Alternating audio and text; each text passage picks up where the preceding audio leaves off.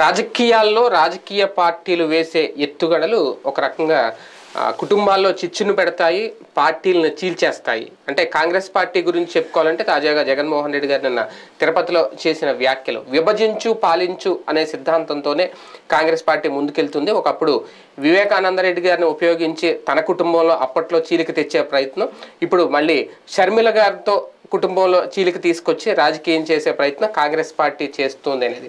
నిజంగా కాంగ్రెస్ పార్టీ ఎందుకు ఇప్పుడు ఆంధ్రప్రదేశ్ రాజకీయాల మీద ప్రత్యేకంగా దృష్టి పెట్టి జగన్మోహన్ రెడ్డి గారినే టార్గెట్ చేయాలనుకుంటుంది? నిజంగా విభజించు పాలించు సిద్ధాంతాన్ని అమలు చేస్తే ఒకప్పుడు అదే సానుభూతి కలిసి వచ్చింది జగన్మోహన్ రెడ్డి గారికి అనేది. ఇప్పుడు కూడా అదే సానుభూతి కలిసి వస్తుందా, లేదంటే అదే ఎఫెక్ట్ అవుతుందా? ఇదే అంశం మీద చర్చించే ప్రయత్నం చేద్దాం. సార్, నిజంగా కాంగ్రెస్ పార్టీ దుర్బుద్ధి అనుకోవాలా, లేదంటే ఒక నీచమైన రాజకీయం చేస్తుంది అనుకో? నిజంగా విభజించు పాలించు కొన్ని సందర్భాల్లో అయితే రాష్ట్ర విభజన విషయంలో అయితే దాన్ని ఎవరు యాక్సెప్ట్ చేయలేరు. లేదు, జగన్మోహన్ రెడ్డి గారు చెప్పినట్టు ఆయన కుటుంబంలో చీలికలు తీసుకొచ్చి విభజించే రాజకీయం చేయాలంటే ఇప్పుడు ప్రజలు యాక్సెప్ట్ చేస్తారు. అంటే ఒక్క ఆస్పెక్ట్లో కాంగ్రెస్ పార్టీని మనం విమర్శించవచ్చు. అదేంటంటే రాష్ట్రాన్ని విభజించినటువంటి సందర్భంలో ఒకళ్ళని సంతోషపెట్టి ఒకళ్ళని బాధ పెట్టి తద్వారా ఓట్లు సాధించుకోరు. కానీ జగన్ విషయంలో చేస్తున్నటువంటిది ఏదో కుటుంబాన్ని చీల్చే కుట్రని నేను అనుకోనది. అతను కావాలని విక్టిమ్ కార్డు ప్లే చేస్తున్నట్టు కనబడుతోంది. అంటే ఇప్పుడు వివేకానంద రెడ్డి గారి విషయంలో జరిగింది ఏంటి? పోటీని ఇప్పుడు తను కాంగ్రెస్ పార్టీని ధిక్కరించాడు. అక్కడ ఏంటంటే ఒక రకంగా చెప్పాలంటే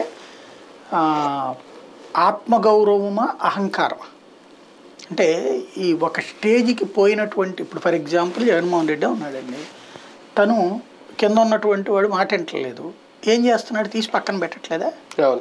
పార్టీ తన గ్రిప్ ఉండాలి, తన గ్రిప్పే ఉండాలని కోరుకుంటున్నాడు కదా. అంతే, పార్టీలో తనే ఉండాలి, తను చెప్పినట్టు నడుచుకోవాలని నేను కోరుకుంటాడు. కానీ ఒక నిన్నటిదాకా ఉన్నటువంటి మంత్రిని తీసేసి నువ్వు ఎమ్మెల్యే చెయ్యి, లేకపోతే నువ్వు ఎంపీగా చెయ్యి అంటున్నాడు. ఒక ఎంపీని ఎమ్మెల్యేగా మారుస్తున్నాడు, ఎంపీని ఎమ్మెల్యేగా మారుస్తున్నాడు. అంటే తన పార్టీ తను ఎట్లా ఉండాలనుకుంటున్నాడో అట్లాగే ఇస్తున్నాడు. ఇందులో ఇంకెవరి మాట చెల్లుబాటు అవుతుంది? పోనీ సజ్జల రామకృష్ణారెడ్డి సలహా ఇస్తే ఊరుకుంటాడా, విజయసాయి సలహా ఇస్తే ఊరుకుంటాడా, లేకపోతే ఇంకెవరు సలహా ఇస్తే వింటాడు? ఆయన లేదు కదా. ఆయన పార్టీ ఆయన ఎలా నడవాలనుకుంటే అట్లా నడిపించుకుంటున్నాడు. దాంట్లో ఎవరైనా ధిక్కరిస్తే ఊరుకుంటున్నాడా?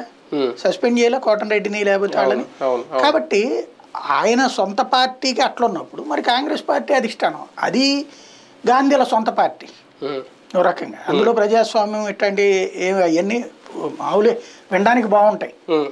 దాంట్లో అది నడిపించేది గాంధీలు, సోనియా గాంధీ, రాహుల్ గాంధీ.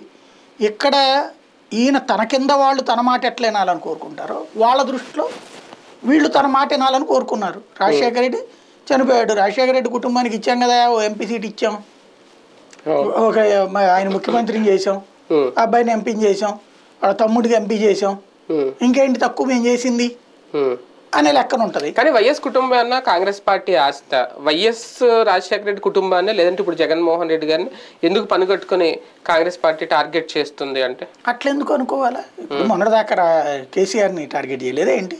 కేసీఆర్కి వాళ్ళకి ఏమైనా వ్యక్తిగత కక్షలు ఉన్నాయా ఏంటి? ప్రాక్టికల్గా ఇక్కడ ఒక పార్టీగా నేను షర్మిలని కాంగ్రెస్ పార్టీ పంపించిన దాంట్లో కుటుంబం మధ్యలో చిచ్చని నేను అనుకోను.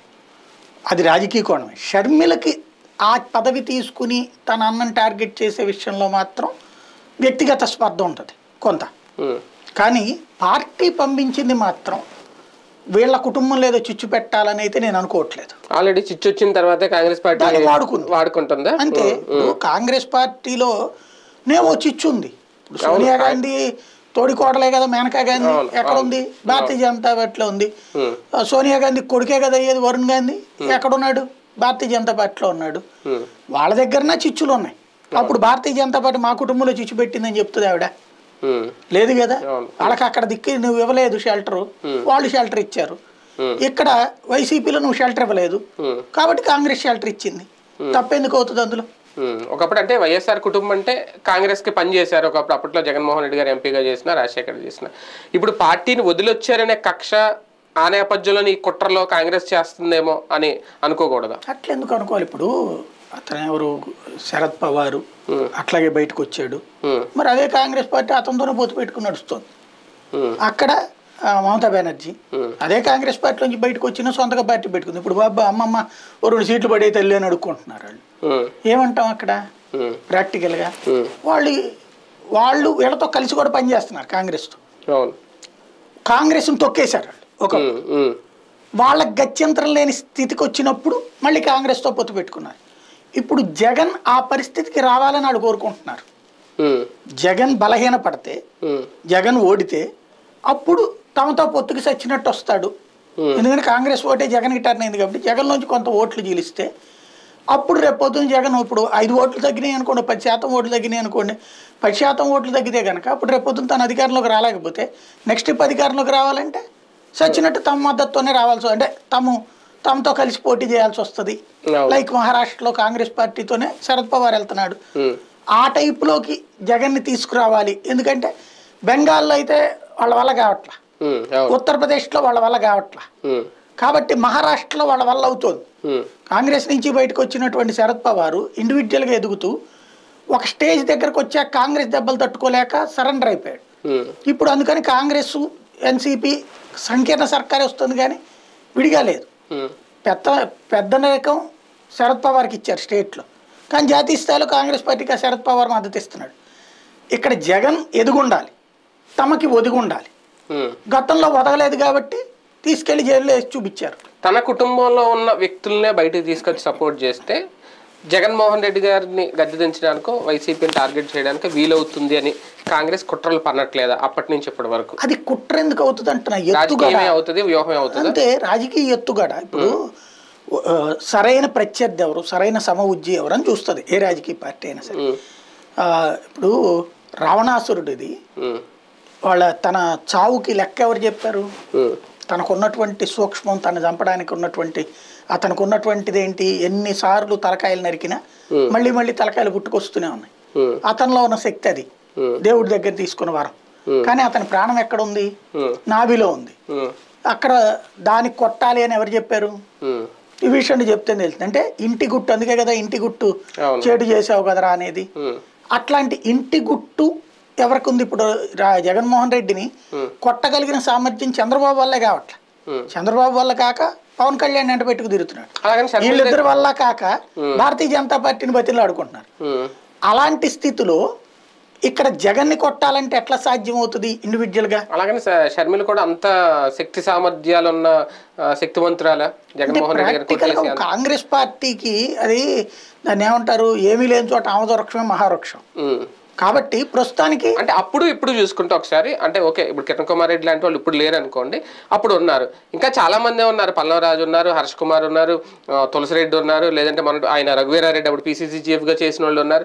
వీళ్ళందరినీ వదిలి అప్పుడు వివేకానంద రెడ్డినే కావాలని ఈయన మీద పంపించడం, టార్గెట్ చేయడం, ఇప్పుడేమో షర్మిలను తీసుకురావడం. అంటే ఇది చీలిక అవదా ఒక యాంగిల్లో చూసుకుంటే? కాదు, ఎందుకంటే వీళ్ళు ఎంతమంది ఉన్నా ఇప్పుడు కుప్పంలోకి వెళ్ళి పవన్ కళ్యాణ్ గెలుస్తాడా? పులివెందుల్లోకి వెళ్ళి చంద్రబాబు గెలుస్తాడా? లేదు.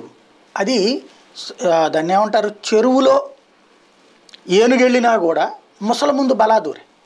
అదే ఒడ్డుకొచ్చినప్పుడు మొసలి అయినా సరే ఏనుగు ముందు బలాదూరే. ఆ కోటలో వైఎస్ కుటుంబం తప్ప మరొకరికి ఛాయిస్ లేదు. స్వయంగా చంద్రబాబు నాయుడు వెళ్ళి పులివెందులు పోటీ చేసి గెలవమనండి, డిపాజిట్ రావడం కూడా కష్టమే. అంటే డిపాజిట్ వస్తుందిలేండి, వాళ్ళకి ఇప్పటికో డిపాజిట్ వస్తుంది కదా, కాబట్టి డిపాజిట్కి ప్రాబ్లం లేదు. చంద్రబాబు నాయుడు అయితే కుప్పంలో జగన్మోహన్ రెడ్డి గెలవడం కష్టమే. ఇప్పుడు ఏమన్నా అవకాశం ఉంది, ఎందుకంటే ఇప్పుడు జాగ్రత్తగా ప్లాన్ చేశారు కాబట్టి. కానీ వాస్తవానికి అయితే నా దృష్టిలో అయితే అవకాశం తక్కువే ఉండేది నిన్న మొన్నటి దాకా అయితే. ఇది బలమైన శక్తి ఆ కుటుంబానికి. ఇవాళ ఒక్కరోజు కాదు, ఇది 3-4 దశాబ్దాలుగా ఆ కుటుంబానికి సొంతదిగా అయిపోయింది. కాబట్టి అక్కడ గెలవలేం. కాబట్టి ముందు అసలు పోటీ చేయడానికి మనిషి దొరకలే అక్కడ కాంగ్రెస్ పార్టీ. దీనికి చిన్న సాక్ష్యం ఒక విషయం ఏంటంటే, నాకు వాళ్ళ కుటుంబానికి సంబంధించిన సన్నిహితుడు ఒక ఆయన చెప్పినటువంటి, ఇందిరాగాంధీ ఆ రోజుల్లో పార్టీ నడుపుతున్నప్పుడు ఈయన రెడ్డి కాంగ్రెస్ అంటారు. కాంగ్రెస్ లో రెడ్డి కాంగ్రెస్ అంటే ఆవిడ ఎట్లా పార్టీ, ఒరిజినల్ కాంగ్రెస్ ఐ, ఇందిరాగాంధీది కాంగ్రెస్ ఐ, అసలు కాంగ్రెస్ ఏఐసిసి అసలు కాంగ్రెస్, తర్వాత అది వచ్చి ఇందులో విలీనమైంది. అంటే పేరెంట్ పార్టీ వచ్చి పిల్ల పార్టీలో విలీనమైంది. ఆ స్థాయికి ఇందిరాగాంధీ ఎదిగింది. ఆ టైంలో జరిగింది ఏంటంటే, ఇతను వెళ్ళి ఆ టికెట్ అడిగాడు, రాజశేఖర రెడ్డి అడిగాడట. అంటే వాళ్ళతో వెళ్ళిన మనిషి ఒక ఆయన చెప్పింది. వెళ్ళి అడిగితే ఇందిరాగాంధీ సంజయ్ గాంధీని గెలవమందట. సంజయ్ గాంధీ నవ్వాడట, నీకు అంత సీన్ లేదులే, నిదానంగా చూద్దామని చెప్పాడట. సరే ఇతను నవ్వేసేసి వచ్చేసాడట. తర్వాత సీన్ కట్ చేస్తే అక్కడ అప్పుడున్నటువంటి కోట్ల లేకపోతే ఎవరో సంథింగ్ సీనియర్ మోస్ట్ లీడర్లు అతనితో డిస్ప్యూట్ వద్దు, ఇచ్చేద్దాం సీటు అని అన్న చెప్పారట. ఆ సీటు వరకు అతనికి ఇచ్చేస్తే జిల్లా మొత్తం అప్పచెప్పినా అతను చేయగలుగుతాడు, మనం అనవసరంగా రిస్క్ చేయొద్దు అక్కడ అని చెప్తే ఏం చేయాలో నాకు తెలిసిరా అని చెప్పాడట. చెప్పి ఎవరి మాట వినేవాడు కదా సంజయ్ గాంధీ. చివరికి అక్కడ వేరే అభ్యర్థిని ప్రకటించేశారు. ఆంధ్రప్రదేశ్ ఎన్నికల ప్రచారం అక్కడి నుంచి నేనట. సీన్ కట్ చేస్తే ఇందిరాగాంధీ అక్కడికి వచ్చింది, సభ చూస్తే అభ్యర్థి లేడు. అదేంటంటే పోటీ నామినేషన్ వేయలేదట. అదేంటి అంటే రాజారెడ్డి కుటుంబంతో ఇక్కడ మేమందరం అభిమానంగా ఉంటాం, అది కాదని చెప్పి అంత ధైర్యం నాకు లేదమ్మా, వద్దు అన్నాడు, వాళ్ళ అబ్బాయి చేస్తున్నాడు అన్నాడు, నేను నామినేషన్ వేయలేదమ్మా అని చెప్పాడు. నామినేషన్ డేట్ కూడా అయిపోయింది, ఉపసంహరణ డేట్ కూడా అయిపోయింది. ఇంకేం చేయాలి? అక్కడ ఉన్న ఒక ఇండిపెండెంట్కి మద్దతు ప్రకటించి ఊరుకుంది ఇందిరాగాంధీని. ఇది ఆనాడు జరిగిందని చెప్తారు, ఎంతవరకు వస్తే మనకు తెలియదు, నేను విన్నటువంటి. అంటే అక్కడ ఆ కుటుంబానికి ఆ పట్టు ఉంది. అది బెదిరించి రౌడీజం చేసి అని వీళ్ళు అంటారు. బెదిరించి రౌడీజం చేస్తే తిరుగుబాటు అనేటువంటిది తొందరగానే వచ్చేస్తాయి. అదేమి ఆఫ్రికా ఖండము లేకపోతే సిరియాను పాలస్తీనా కాదు కదా. అందులో అక్కడ మంచి స్ట్రాంగ్ అవతలోడు రెడ్డే ఉన్నాడు, బీటెక్ రవి లాంటి వాళ్ళు ఉన్నారు, అక్కడ బలిజలు ఉన్నారు, రెడ్లు ఉన్నారు. కాబట్టి సంథింగ్ ఏదో వాళ్ళ పట్ల గౌరవమో అభిమానమో ఉంది. లేదా అక్కడ చదువు తక్కువగా ఉండటం వలన ఏమన్నా వీళ్ళ కుటుంబం అయితే అభిమానిస్తున్నారేమో తెలియదు, అది మనకి దాన్ని జడ్జిమెంట్ ఇవ్వలేం. బట్ అక్కడ ఉన్న పబ్లిక్ అయితే ఎలక్షన్లు వస్తే వీళ్ళనే అనుకుంటున్నారు. పోటీకి ఇంకో మనిషి దొరకని పరిస్థితి ఆ రోజున. కాబట్టి ఆ టైంలో కేవీపీ రామచంద్రరావు సజెషన్ మేరకు వివేకానంద రెడ్డికి ఏంటి, రాజశేఖర రెడ్డి బతుకున్నంత వరకు అక్కడ హవాంతాన్ని నడిచింది. కాంగ్రెస్ ఏమో ఇంకా 5 ఏళ్ళు అధికారం ఉండదు, ఇంకో 4 ఏళ్ల పాటు. అప్పుడు ఇక్కడ జగన్ ఏమో మాట వింటలేదు, పోటీకి పెట్టించాడు వాళ్ళ అమ్మని, తను పోటీకి నుంచుని ఉన్నాడు. అట్లాంటి సందర్భంలో ఇక్కడ పార్టీకి లాయల్టీగా ఉంటే తర్వాత వీళ్ళు ఓడిపోతే, అలాగే తర్వాత 4 అంటే ఆయన ఊహ ఏంటి వివేకానంద రెడ్డిది, కాంగ్రెస్ వలన మనం బతుకుతున్నాం అనేటువంటిది అతని ఉద్దేశం. నేను అప్పుడు ఇంటర్వ్యూ కూడా చేశాను, ఆ ఎలక్షన్స్ అప్పుడు కడప ఎన్నికల టైంలో ఆయన ఇంటర్వ్యూ కూడా చేశాను. అందుకని నాకు బాగా గుర్తు. నేను అడిగా అదే మొక్క, మీ సొంత సోదరుడు కదా, మీ సొంత వదిన గారి మీద ఎట్లా చేస్తున్నారు మీరు అంటే, మాకు కాంగ్రెస్ పార్టీ ఫుడ్ పెట్టింది, కాంగ్రెస్ లైఫ్ ఇచ్చింది, మేము కాంగ్రెస్ వల్ల ఎదిగాననేది నా ఉద్దేశము. వాళ్ళు కాదు మన వలన కాంగ్రెస్ పార్టీ ఎదిగిందని వాళ్ళు ఫీల్ అవుతున్నారు, నేను కాంగ్రెస్ వల్లనే పార్టీ ఎదిగిందని చూపెడదాం అనుకుంటున్నాను, లేదా కుటుంబం ఎదిగాం అని చూపెడదాం అనుకుంటున్నాను అన్నటువంటి అతను చెప్పిన మాట. ఆ రోజు వివేకానంద రెడ్డి గారు నాకు ఇచ్చిన ఇంటర్వ్యూలో చెప్పిన మాట, యముని తరపున చేసినప్పుడు ఇంటర్వ్యూ. కాబట్టి ఆయన ఫీలింగ్ అది. అందుకోసం ఆయన ఇప్పుడు వివేకానంద రెడ్డి రేపు పొద్దున వాడితే మన దగ్గరకు వస్తాడులే అని కుటుంబం అనుకుంది, వీళ్ళు వాడితే కాంగ్రెస్ దగ్గరికి మనం తీసుకెళ్ళొచ్చులే అని వివేకానంద రెడ్డి. ఆయన కోరిక నెరవేరలా, వీళ్ళ కోరిక నెరవేరింది, ఆయన ఓడిపోయాడు. కానీ ఆ టైంలో భారీగా సానుభూతి వచ్చింది జగన్మోహన్ రెడ్డి గారికి ఆ కుటుంబంలో అలా రావడం వల్ల. ఇప్పుడు కూడా షర్మిల గారి విషయంలో అదే సానుభూతి వస్తుందా? అందుకే ఈ విక్టిమ్ కార్డ్ ప్లే చేస్తున్నారా? ఖచ్చితంగా అందుకోసమే మాట మాట్లాడినట్టుంది, కుటుంబంలో చీలికలు పెడుతోంది అన్నట్టు కాంగ్రెస్ పార్టీ. ఇప్పుడు అక్కడైతే తెలంగాణలో జానారెడ్డి కుటుంబానికి ఇచ్చా, లేకపోతే ఉత్తమ్ కుమార్ రెడ్డి కుటుంబానికి ఇచ్చా, అందరికి ఇచ్చుకొచ్చింది కదా. కుటుంబాల్లో చిచ్చులు పెడుతుంది అనేటువంటిది పెద్ద ఇది కాదు. కుటుంబంలో చాలా మందికి అవకాశాలు, ఇప్పుడు అలాగనైతే రాజశేఖర రెడ్డి ఉండగానే జగన్మోహన్ రెడ్డికి ఇవ్వలేదా? కాకపోతే ఏంటంటే రాష్ట్రపు ఆధిపత్యం జగన్కి ఇవ్వడం ఇష్టం లేదు వాళ్ళకి. ఎందుకు అంటే తప్పుడు మాటలు విన్నది, తప్పుడు మాటలు ప్రచారం చేసిన వాళ్ళు ఎవరు, ఆ దగ్గర ఎవరు, ఆ కేకే, డిఎస్, జైపాల్ రెడ్డి, వీళ్ళందరూ ఏంటంటే వాళ్ళందరి కోపం ఏంటంటే రాజశేఖర రెడ్డి ఉన్నప్పుడు వాళ్ళ అంత నెగ్గల, వాళ్ళ మాటలు నెగ్గల, వాళ్ళు 10 అడిగితే రాజశేఖర రెడ్డి ఒకటే చేసి పెట్టేవాడు. పైగా వీళ్ళు ఇష్టం వచ్చినట్టు నడిపే రాజకీయాలు, నా మనిషి ఇడికి ఇవ్వాల్సిందే, ఆడికి చేయాల్సిందే అనేటువంటిది అతని దగ్గర సాగల బండి. కాబట్టి వాళ్ళ ఆలోచన ఎటువంటిదంటే రాజకీయం అంటే ఏంటంటే పవర్ వాళ్ళ గుప్పెట్లోకి రాలా, అంటే తమ ప్రాంతంలోనైనా తమకు ఆధిపత్యం అనేటువంటి కోణంలో, లేదా తెలంగాణలోనైనా ఆధిపత్యం అని ఎక్స్పెక్ట్ చేశారు. రాజశేఖర రెడ్డి చనిపోయాక ఆంధ్ర వైపు నుండి కాంగ్రెస్ అధిష్టానంతో డీలింగ్ ఉన్నోడు ఎవడూ లేడు, ఎవరిని లేకుండా చేసుకొచ్చాడు Rajasekhara Reddy from the beginning. KVP Ramachandra Rao తప్పించి, అది కేవీపీ రామచంద్రరావు కూడా రాజశేఖర రెడ్డి అసిస్టెంట్గానే తెలుసు తప్పించి డైరెక్ట్ నాయకుడిగా తెలియదు కదా. కాబట్టి ఆ విధమైన సిచ్యుయేషన్ అక్కడ ఉంది కాంగ్రెస్ పార్టీ. దాంతో వాళ్ళందరూ కూడానేమో సిడబ్ల్యూసి మెంబర్లు, ఏఐసిసిలో క్రియాశీల పాత్ర పోషిస్తున్నటువంటి వాళ్ళు వాళ్ళందరూ సోనియాకి రెగ్యులర్గా టచ్లో ఉండేవాళ్ళు.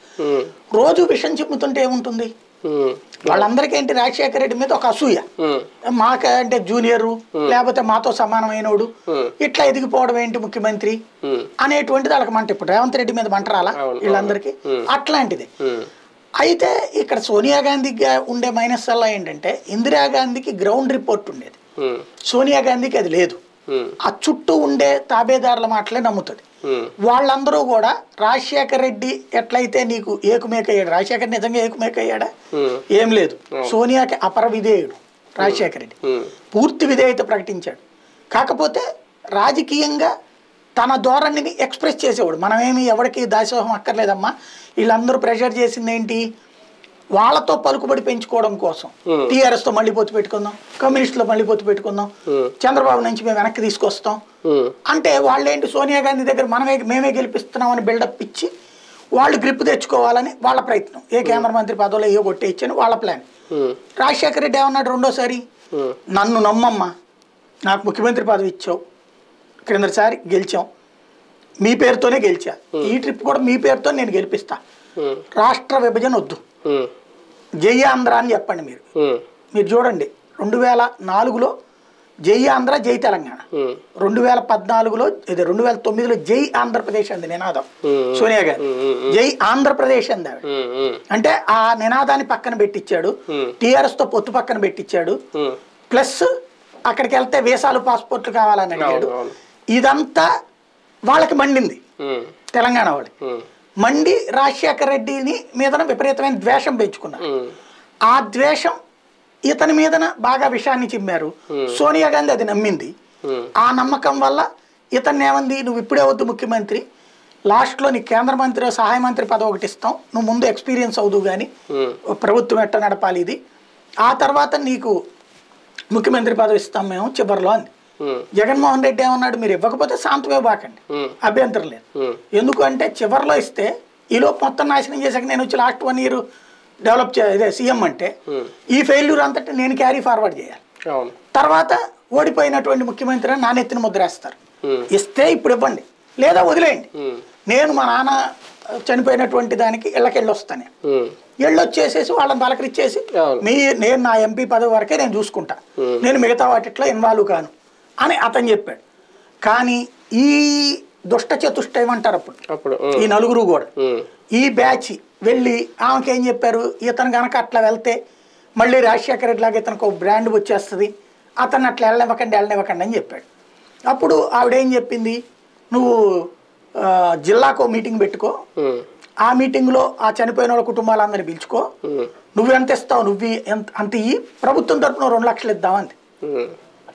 ప్రభుత్వం తరపున కావాలంటే మీరు ఇచ్చుకోండి మీటింగ్ పెట్టి, నేను ఇండివిజువల్గా మా నాన్న చనిపోయిన కుటుంబాలు కాబట్టి, అందుకోసం బాధపడ్డ కుటుంబాలు కాబట్టి నేను వాళ్ళ ఇంటికి వెళ్ళి పరామర్శించి వస్తా, నేనేం భారీగా అక్కడ కాంగ్రెస్ కార్యకర్తలను కూడా నేను పిలవను, నేను వెళ్తా అంతే అంటే వీళ్ళు ఏం చెప్పారు ఆమెకి, ఈయన వెళ్ళాడంటే జనం అదే వస్తారమ్మా, వెనక నుంచి మేనేజ్ చేస్తాడు, వీళ్ళందరూ కూడా మళ్ళీ అదే ఉంటారు, ఆంధ్రాలో పట్టులేదమ్మా మనకి, రాజశేఖర రెడ్డి నాశనం చేసేసాడమ్మా.